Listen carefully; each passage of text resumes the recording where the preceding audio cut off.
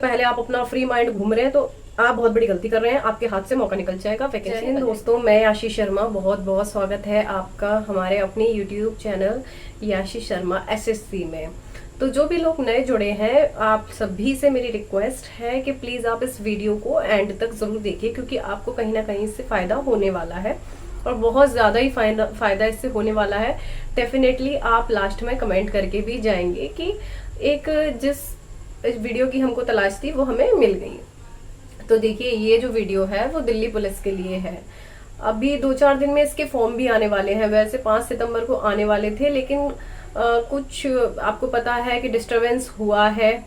चाहे वो मान लीजिए आप एसएससी के टीसीएस और एडिक्विटी वाले मैटर को लेके, हालांकि बहुत सारी चीजें डिस्टर्ब हुई हैं और कुछ चीजें चेंज हुई क्योंकि कंपनी चेंज हुई है। तो एग्जैक्टली पहले जैसा तो सब कुछ नहीं हो सकता है।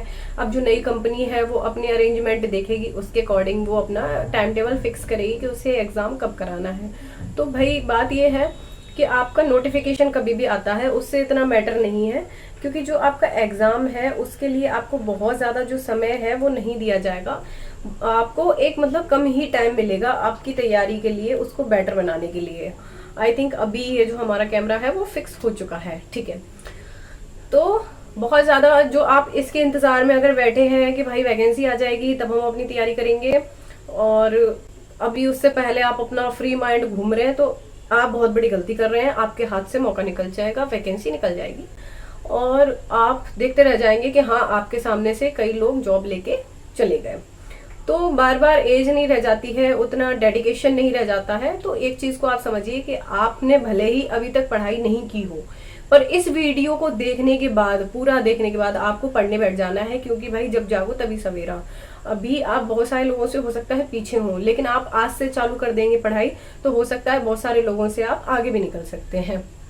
तो भाई इसका एग्जाम जो होना है, आप मानते चलिए कि दिसंबर जनवरी के समथिंग हो सकता है। तो आधा सितंबर निकल चुका है, अक्टूबर नवंबर, आपको लगभग 3-3.5 महीने मिलेंगे। अब 3-3.5 महीने में तैयारी कैसे अच्छी करनी है ये इस वीडियो में हम जानने वाले हैं। तो भाई कोई भी एस्पिरेंट है तो हो सकता है वो एकदम फ्रेशर हो, भाई आपको अटेम्प्ट तो फिर भी देना चाहिए, फॉर्म तो फ्री होना चाहिए। भले आप 12th पास करके आए हो, एकदम कंपटीशन में नए हो, फॉर्म आप भरना, एग्जाम भी दे के आना। और एक बार से आपको हो सकता है कि आप उस तरह के स्टूडेंट है कि हाँ, आपका 60 से 70% सिलेबस कंप्लीट हो चुका है।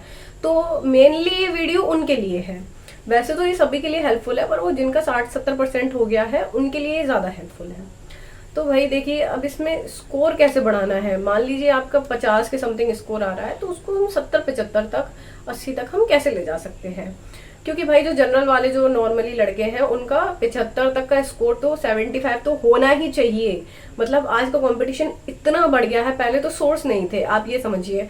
जैसे कि ऑनलाइन क्लासेस नहीं थी, इतनी कोचिंग क्लासेस नहीं थी और इतना महंगी कोर्स होते थे, हर कोई अफोर्ड नहीं कर पाता था। बट आजकल हर कोई 400-500 रुपए में लेके पढ़ रहा है। जिसके पास पैसे नहीं है वो टेलीग्राम पे पढ़ रहा है, यूट्यूब पे पढ़ रहा है। आप सब जानते हैं किस बारे में बात हो रही है।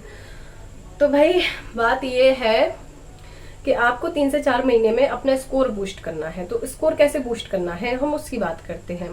आपको पहले लगाने हैं 3 टेस्ट। आप किसी भी प्लेटफॉर्म पर लगा सकते हैं, टेस्ट बुक पे लगा सकते हैं, RW, जो भी आपको XYZ अच्छा लगता है वहां पर आप ऑनलाइन लगाएं टेस्ट। और 3 टेस्ट के बाद में आपको अपना सब्जेक्ट वाइज स्ट्रेटेजी तैयार करनी है। एक पेज लेना है, और जैसे ये एक पेज है, मान लीजिए एक पेज पर 2 लाइन खींचनी है, ठीक है। और 2 लाइन खींचने के बाद में एक पे आपको लिखना है नंबर 1, दूसरे पे लिखना है नंबर 2, नंबर 3। अभी पेन यहाँ पर नहीं है, चलिए जैसे मैंने आपको बताया, जैसे ये एक पेज है, ठीक है। इस पेज पे आपको क्या करना है, 2 लाइन खींचनी है, चल जा ऐसे, ठीक है। एक पे लिखना है नंबर 1, इस पे लिखोगे नंबर 2, इस पे लिखोगे नंबर 3। ये फर्स्ट टेस्ट का है, ये सेकंड टेस्ट का है और ये थर्ड टेस्ट का है। तो ऐसे आपको 3 कैटेगरी बना लेनी है। अच्छा, ये वाला जो पेज है हमारा, ये है सब्जेक्ट वाला, ठीक है। इस पेज पे हम सब्जेक्ट लिखेंगे। और अब हमने जो ये 3 बनाए हैं ना, ये कॉलम, इसमें हम क्या करेंगे, हम अपने पहले टेस्ट को उठाएंगे। पहले टेस्ट में हमारे जो हमारा सब्जेक्ट सबसे मतलब वीक है, सबसे कम जिस सब्जेक्ट में स्कोर हुआ है, चाहे वो जीके है या मैथ है या रीजनिंग है, सबसे नंबर 1 पे हम उसको लिखेंगे कि मेरा मान लीजिए जीके खराब आया, मैथ रीजनिंग फिर भी बन गए, तो नंबर 1 पे लिखना है जीके।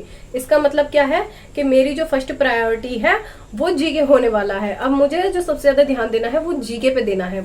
नंबर 2 पे आपने देखा कि नंबर मतलब सेकंड नंबर के टेस्ट में सेकंड नंबर के टेस्ट में सबसे खराब मतलब जो आपका सबसे खराब सब्जेक्ट हो उसको लिखना है सबसे ऊपर कि भाई ये मेरा सबसे खराब है, इसको मुझे सबसे ज्यादा टाइम और फोकस देना पड़ेगा। ऐसे ही नंबर तीसरे टेस्ट पे आपको लिखना पड़ेगा, ठीक है। तो आपने तीनों टेस्ट का लिख लिया। अब हम फर्स्ट लाइन हमारी हो गई, अब हम सेकंड लाइन पे आएंगे जो हमारा दूसरे नंबर पे सबसे खराब सब्जेक्ट है, जिसमें मतलब एक तो जीके मान लीजिए हो गया कि सबसे बेकार हो गया, दूसरे नंबर पे हमें लगता है कि उससे कमजोर जो है हमारा मैथ है, सबसे ज्यादा हमें जीके पे ध्यान देना है, फिर उसके बाद हमें मैथ पे ध्यान देना है। इस तरह से तीनों का लिखना है। फिर आपको एक एवरेज निकालना है कि हाँ मेरे जीके के तीनों टेस्ट में ही खराब हुआ है, या मान लीजिए जीके का 2 टेस्ट में खराब हुआ है, तो मतलब जीके तो खराब है ही है। अगर मान लीजिए कोई टेस्ट ऐसा हो गया कि उसमें मैथ में नंबर कम हुए, बाकी के 2 टेस्टों में अच्छे हो गए, तो इसका मतलब मैथ उतना भी खराब नहीं है, क्योंकि उतना भी खराब होता तो 2 टेस्टों में अच्छा नहीं आता। एक टेस्ट में हो सकता है रैंडमली बिगड़ गया हो। ये एक पेज आपका मैंने बता दिया। ऐसे ही सेम टू सेम एक पेज और लेना है, दूसरा पेज। दूसरे पेज पे भी आपको इसी तरह से कॉलम बना लेने हैं, ठीक है। और दूसरे पेज पे आप कॉलम बनाएंगे 4, मतलब नंबर 1 2 3 4। एक में आपको लिखना है मैथ्स, जो मैथ का सबसे वीक चैप्टर आपका, जहां से तीनों टेस्ट में कटा, मतलब तीनों टेस्ट में जिस चैप्टर से मैथ के जिस भी चैप्टर से आपका नंबर कटेगा आपको वो सबसे ऊपर लिख लेना है। ऐसे ही रीजनिंग में करना है। मान लीजिए आपने जो 3 टेस्ट दिए थे, तीनों में से आपका रैंकिंग का जो सवाल था वो एक भी टेस्ट में सही नहीं हुआ, सभी टेस्ट में गलत हो गया, तो सबसे ऊपर आपको लिख लेना है रैंकिंग रीजनिंग में, कि भाई कुछ हो या ना हो मेरा रीजनिंग में रैंकिंग से हमेशा ही गलत होता है, तो मुझे अपना रैंकिंग वाला जो चैप्टर है वो अपना बहुत अच्छा कर लेना है, मतलब कि जब मैं चौथा टेस्ट लगाऊं तो मेरा रैंकिंग में गलत ना हो। और फिर ऐसी तरह से आपको जीके का कर लेना है, जो भी आपको टॉपिक्स आपके कमजोर लगते हैं उस तरह से, और ऐसा ही आपको कंप्यूटर में करना है। जीके की एक बार जो मैंने स्ट्रैटेजी बनाई हुई है कि वेटेज वाइज, कि जैसे 50 नंबर का जो जीके आता है तो इसमें पॉलिटी का क्या वेटेज है, हिस्ट्री का क्या है, वो वीडियो आप जरूर देख लेना। उससे आपको ये आइडिया लग जाएगा कि पॉलिटी पे कितना ध्यान देना है, हिस्ट्री पे कितना देना है, ज्योग्राफी पे कितना देना है। उस वीडियो की लिंक आपको डिस्क्रिप्शन में मिल जाएगी, तो एक बार वो वीडियो जरूर देखना, वो बहुत हेल्पफुल होगी आपके लिए, वो जीके को कमांड करने के लिए। अभी हम बात कर रहे हैं ओवरऑल स्कोर बढ़ाने के लिए। तो जैसे आपने सबसे ऊपर लिखा कि हाँ मेरा जीके कमजोर है, अब मुझे देना है जीके पे ध्यान। अब जीके में भी आपको दूसरे पेज पे ये लिखा है कि मेरा सबसे वीक टॉपिक कौन सा है, अब आपको वो खत्म करना है। जैसे ही आप उस टॉपिक को कंप्लीट कर लेते हो तो अगला टेस्ट लगाओगे तो उस टॉपिक से नंबर नहीं कटेगा, आपका +1 में जाएगा। नेगेटिव मार्किंग में जो गलत होता था उसका 0.25 मिलेगा, मतलब 1.25 नंबर आपका अगले टेस्ट में डेफिनेटली बढ़ेगा ही बढ़ेगा। तो आपको ऐसा नहीं करना है कि एक टॉपिक लगाते ही अगला टेस्ट दे देना है, कम से कम अपने 4 से 5 6 टॉपिक अपने अच्छे कंप्लीट करने हैं, तब अगला टेस्ट देना है।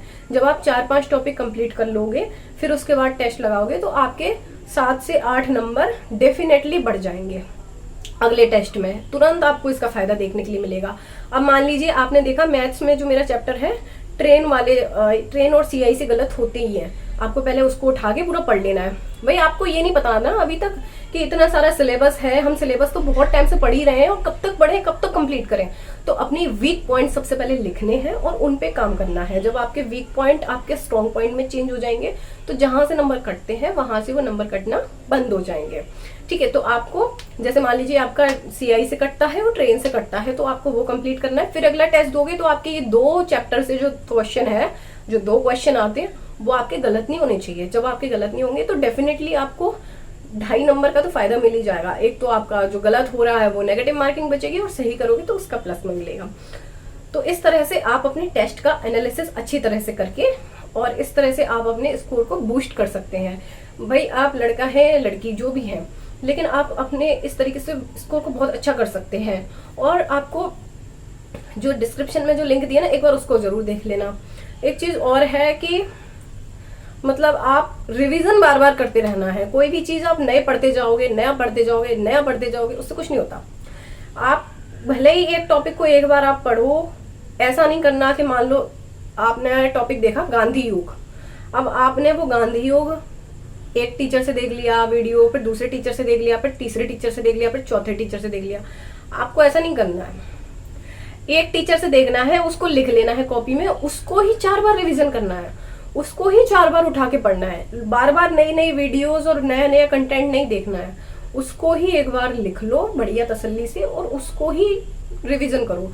रिवीजन कैसे करना है? वीकली रिवीजन करो। संडे का दिन पढ़ाई पे नहीं देना है, केवल टेस्ट लगाओ, टेस्ट का एनालिसिस करो। बाकी आपका जो पूरा दिन बचा है, जो 6 दिनों में आपने पढ़ा था, उसका रिवीजन ही रिवीजन करना है। संडे को कुछ भी नया नहीं उठाओगे, क्योंकि रिवीजन और प्रैक्टिस यही आपको सिलेक्शन तक ले जाती है। बाकी आप मुझे कमेंट करके बताइए कि आपको नेक्स्ट वीडियो किस टॉपिक पे चाहिए। वीडियो अच्छी लगी हो तो इस चैनल को आप सब्सक्राइब कर लीजिए और कमेंट करके जरूर बताइएगा कि वीडियो कैसी लगी है। और जो भी आपके तैयारी कर रहा है आसपास दिल्ली पुलिस की, तो उसको ये वीडियो आप शेयर कर दीजिए। और अगर अच्छी लगी हो तो लाइक और सब्सक्राइब जरूर कीजिए। Thank you.